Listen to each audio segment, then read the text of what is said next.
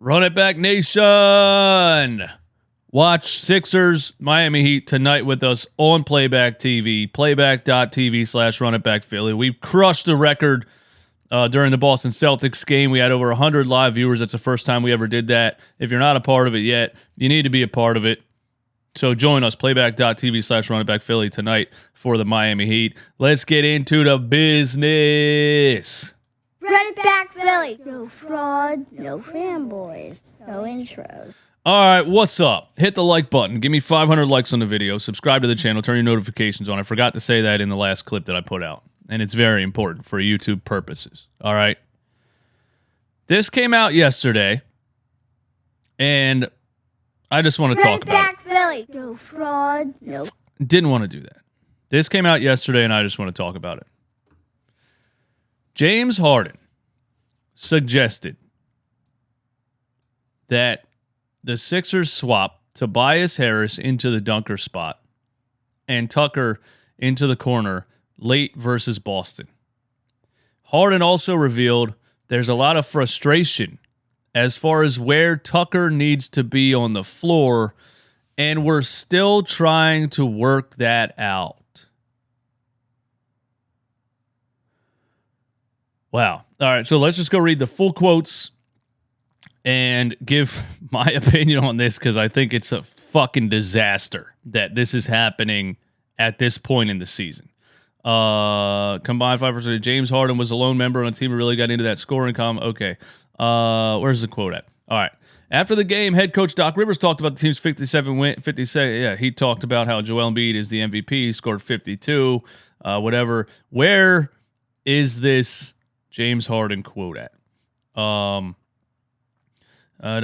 he should be. So I guess the answer, yeah, they put it at the bottom because they want us to go through all the ads. I understand you got to make your money. No, my gratification comes from winning the championship. Former Raptor and Rocket. What are we talking about? Maury. Holy hell! I felt it was just better for our team. Harden. Okay, here's Harden.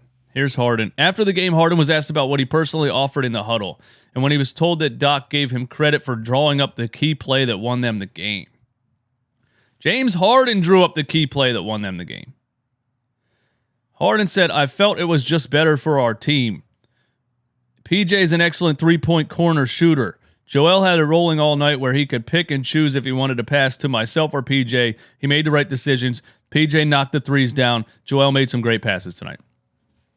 So you're telling me James Harden had to tell Doc Rivers that PJ Tucker should be in the corner because Joel Embiid is getting double-teamed and triple-teamed at the top of the key, and he's kicking it to the corner. You're telling me that James Harden had to remind Doc Rivers that the player that you signed to 3 years, $33 million, because he's a corner three-point specialist,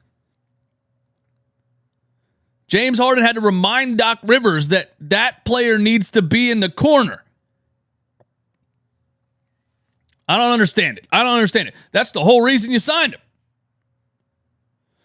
A couple times in that game, I remember PJ Tucker being in the dunker spot.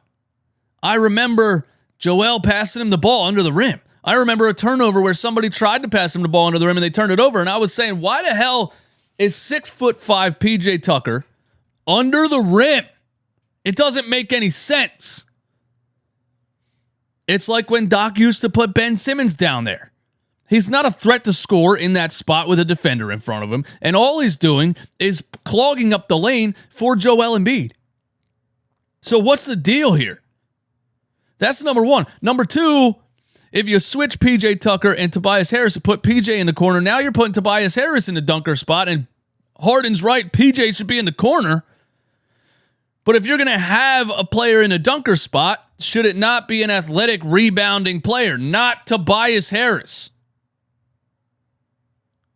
I vote for Paul Reed in the dunker spot. If you want somebody to be there, put somebody there who's going to chase down loose balls and fight for offensive rebounds and can stand a chance at guarding the rim. Instead, he puts Tobias Harris in the dunker spot. He likes to put George Niang down there so he can get smoked. And he had PJ Tucker there in big-time moments of the game when he should have had him in the corner and James Harden had to remind him that PJ Tucker should be in the corner. That's crazy. That's crazy. The last part about this that I don't like is this. There's a lot of frustration as far as where Tucker needs to be on the floor. That tells me James Harden was basically saying there's a lot of disagreement for where PJ Tucker should be on the floor. James Harden, one of the greatest facilitators of all time, who ran with PJ Tucker for years in Houston, whose entire roster in Houston, even the flight schedule, everything was set up according to what James Harden wanted. The roster, the flight schedule for his favorite nightclubs, everything was set up for James Harden. So clearly James Harden knows who should be on the floor and where they should be more than Mr. I won a title in 2008, Doc Rivers. So to me right here, James Harden is saying there's disagreements on where PJ Tucker needs to be on the floor. And we're still trying to work that out. I don't like that because you're telling me you went an entire season and 3 games before the playoffs, you're trying to figure out where PJ Tucker should be on the floor? And clearly Harden thinks he should be in one spot and Doc Rivers thinks he should be in another spot? Yeah, it's over. It's over. It's done. That's it. It is done. Where's the clip from the Boondock Saints where the guy shoots the cat? It's done. Bang. And cat goes. You guys ever see Boondock Saints? Anyway, this is what's going to happen. They're having disagreements now. They've probably had disagreements all season. I remember Doc Rivers saying things to Tyrese Maxey, and then when Harden joined the team, Harden was clearly telling Tyrese Maxey to attack the rim and be the man and don't think about every shot that you take. I think James Harden coached up Tyrese Maxey more than Doc Rivers did. This is what's going to happen. They're going to lose in the second round.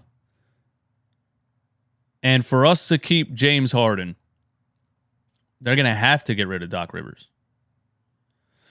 So when I think about that, that makes me feel a little bit better. I say you go through this season, it doesn't work because you're not deep enough to beat the Boston Celtics anyway, and you don't have a coach who gets the most out of your bench players, your young players, your rotations. You're going to lose to Boston in the second round. Doc Rivers is going to get fired. James Harden's going to come back next year on a new contract. We're going to retool a little bit. Tobias Harris will be up out of here, so we won't need to decide who should be in what spot because Tobias will be gone. Then you can put more of a two-way athletic wing in the small forward position. Next year is the year. This year is not the year.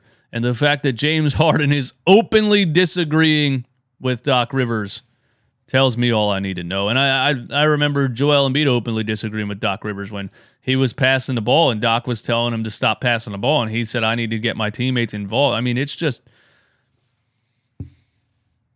it is what it is. But I just found that interesting. Give me all your thoughts and opinions in the comments. My name is DJ Eastwood. Watch the Sixers versus Miami Heat with us tonight on Playback TV. Playback.tv/runningbacphilly. We out of here. Peace.